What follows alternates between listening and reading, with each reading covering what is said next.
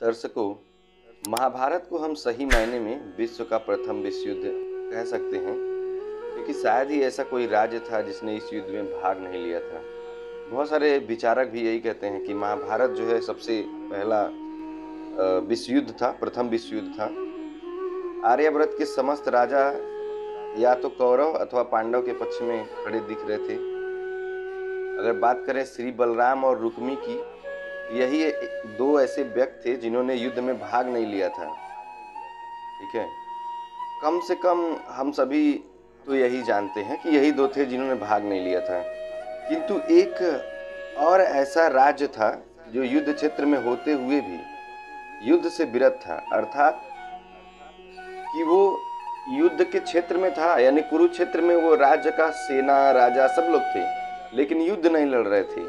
वो था दक्षिण के उडुपी राज्य, उडुपी का राज्य और वहाँ के राजा सैनिक। तो जब उडुपी के राजा अपनी सेना सहित कुरुक्षेत्र पहुँचे तो कौरव और पांडव दोनों उन्हें अपनी ओर मिलाने का प्रयत्न करने लगे कि भाई आप हमारी तरफ आ जाओ। कौरव कहते हमारी तरफ आ जाओ, पांडव कहते आप हमारी तरफ आ जाओ। उडुपी के राजा अत्यंत दूरदर्शी थे। उन्होंने श्री कृष्ण से पूछा, हे माधव, दोनों ओर से जिसे भी देखो युद्ध के लिए लालायित है या लालायित दिखता है, किंतु क्या किसी ने सोचा है कि दोनों ओर से उपस्थित इतनी विशाल सेना के भोजन का प्रबंध कैसे होगा? इस पर श्री कृष्ण ने कहा, महाराज, आपने बिल्कुल उचित सोचा है। आपके इस बात के छेड़ने पर मुझे प्रतीत होता है कि आपके पास कोई ऐसी योजना है। अगर कोई ऐसी योजना आपके पास है तो कृपया हमें भी बताइए। अब देखिए, भगवान श्री कृष्ण जो तीनों लोगों का मालिक है, भूत भविष्य वर्तमान सब जानता है, और वह व्यक्ति इनसे उपाय मांग रहा है। तो इस पर उडुपी नरेश ने कहा कि हे वासुदेव, ये सत्य है, भाइयों के बीच हो रहे इस युद्ध को मैं उचित नहीं मानता। इसी कारण इस युद्ध में भाग लेने की इच्छा मुझ में नहीं है, या मुझे इस युद्ध में भाग लेने की इच्छा नहीं है। किंतु अब युद्ध टाला भी नहीं जा सकता। इसी कारण मेरी इच्छा यह है कि मैं अपनी पूरी सेना के साथ यहाँ उपस्थित समस्त सेना के भोजन का प्रबंध करूं। अब देखिए, इन्होंने क्या किया, युद्ध में भाग नहीं लिया। ठीक है, युद्ध में जो भी सेना राजा सेनापति जो भी सम्मिलित हुए उनके लिए कह रहे हैं कि मैं भोजन का प्रबंध करूंगा। इस पर श्री कृष्ण ने हर्षित होते हुए कहा, महाराज, आपका विचार तो अति उत्तम है, लेकिन इस युद्ध में लगभग 50 लाख योद्धा भाग लेंगे, और अगर आप जैसे कुशल राजा उनके भोजन के प्रबंध को देखेंगे तो हम उस ओर से निश्चिंत रहेंगे। वैसे भी मुझे पता है कि सागर जितनी इस विशाल सेना का भोजन प्रबंध करना आपके और भीमसेन के अतिरिक्त किसी और के लिए संभव नहीं है। भीमसेन इस युद्ध से विरत हो नहीं सकते, और आप इस युद्ध में जो है भाग ले नहीं रहे हैं। तो मेरी आपसे प्रार्थना है कि आप अपनी सेना सहित दोनों ओर की सेनाओं के भोजन का भार संभालिए।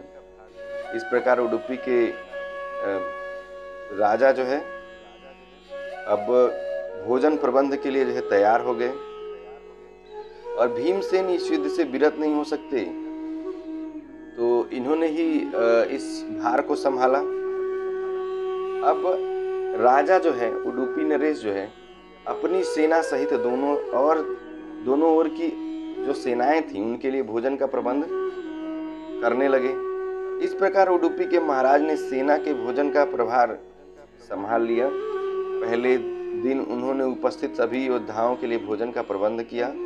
उनकी कुशलता ऐसी थी कि दिन के अंत तक एक दाना अन्न का भी बर्बाद नहीं होता था। इतना खाना अच्छे से बनाते थे कि अनाज का एक दाना जो है बर्बाद नहीं होता था। जैसे जैसे दिन बीतते गए, योद्धाओं की संख्या भी कम होती गई। दोनों ओर के योद्धा ये देखकर आश्चर्यचकित रह जाते थे कि हर दिन के अंत तथा उडुपी नरेश केवल उतने ही लोगों का भोजन कैसे बनवा लेते थे जितने लोग वास्तव में उपस्थित रहते थे। किसी को समझ में नहीं आ रहा था कि आखिर उन्हें ये कैसे पता चल जाता कि आज कितने योद्धा मृत्यु को प्राप्त होंगे, ताकि उस आधार पर वे भोजन की व्यवस्था करवा सकें। इतने विशाल सेना का भोजन प्रबंध करना अपने आप में ही एक आश्चर्य था। और उस पर भी इस प्रकार की अन्न का एक दाना भी बर्बाद न हो, ये तो किसी चमत्कार से कम नहीं था। और जहाँ भगवान श्री कृष्ण रहेंगे वहाँ तो चमत्कार होना संभव है, उसे कौन मना कर सकता है। चमत्कारी पुरुष तो वे थे ही। अंततः युद्ध समाप्त हुआ और पांडवों की जीत हुई। अपने राज्याभिषेक के दिन आखिरकार युधिष्ठिर से रहा नहीं गया और उन्होंने उडुपी नरेश से पूछ ही लिया, हे महाराज, समस्त देशों के राजा हमारी प्रशंसा कर रहे हैं कि किस प्रकार हमने कम सेना होते हुए भी उस सेना को परास्त कर दिया जिसका नेतृत्व भीष्म पितामह यानी पितामह भीष्म, गुरु द्रोण और हमारे ज्येष्ठ भ्राता कर्ण जैसे महारथी कर रहे थे। किंतु मुझे लगता है कि हम सबसे अधिक प्रशंसा के पात्र आप हैं, जिन्होंने न केवल इतनी विशाल सेना के लिए भोजन का प्रबंध किया, अपितु ऐसा प्रबंधन भी किया कि एक दाना भी अन्न का व्यर्थ न हो पाया। मैं आपसे इस कुशलता का रहस्य जानना चाहता हूँ। इस पर उडुपी नरेश ने हंसते हुए कहा, सम्राट, आपने जो इस युद्ध में विजय पाई है उसका श्रेय किसे देंगे। इस पर युधिष्ठिर ने कहा कि बिल्कुल, मैं श्री कृष्ण को श्रेय दूंगा, और इसके अतिरिक्त इसका श्रेय किसको और जा सकता है। अगर वे ना होते तो कौरव सेना को परास्त करना असंभव था। तब उडुपी नरेश ने कहा कि महाराज, आप जिसे मेरा चमत्कार कह रहे हैं वो भी श्री कृष्ण का ही प्रताप है। ऐसा सुनकर वहां उपस्थित सभी लोग आश्चर्यचकित हो गए। तब उडुपी नरेश ने कहा कि चलिए मैं इस रहस्य से पर्दा हटाता हूँ। और उडुपी नरेश कहते हैं कि हे महाराज, श्री कृष्ण प्रतिदिन रात्रि में मूंगफली खाते थे। मैं प्रतिदिन उनके शिविर में गिनकर मूंगफली रखता था और उनके खाने के पश्चात गिनकर देखता था कि उन्होंने कितनी मूंगफली खाई है। वे जितनी मूंगफली खाते थे ठीक 1000 गुना सैनिक अगले दिन युद्ध में मारे जाते थे। अर्थात अगर वे 50 मूंगफली खाते थे तो मैं समझ जाता था कि अगले दिन युद्ध में 50,000 योद्धा मारे जाएंगे। उसी अनुपात में अगले दिन भोजन कम बनाता था। यही कारण था कि कभी भी भोजन व्यर्थ नहीं हुआ।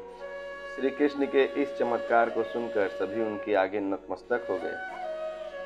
ये कथा महाभारत की सबसे दुर्लभ कथाओं में से एक है। व्यूअर्स, यदि यह वीडियो आपको अच्छा लगा हो तो चैनल को सब्सक्राइब करके, वीडियो को लाइक करके और अपने मित्रों को जरूर शेयर करिए, ताकि वे भी इस कथा का, इस कहानी का जो है लाभ ले सकें और ज्ञान प्राप्त कर सकें और भगवान श्री कृष्ण के चमत्कारी शक्तियों को जान सकें। भगवान श्री कृष्ण कितने चमत्कारी पुरुष थे और हर जगह उनका चमत्कार नजर आता है, चाहे वो युद्ध क्षेत्र हो, चाहे किसी भी स्थान की बात की जाए। तो ये कथा यहीं समाप्त हुई। जय श्री कृष्ण, जय श्री कृष्ण।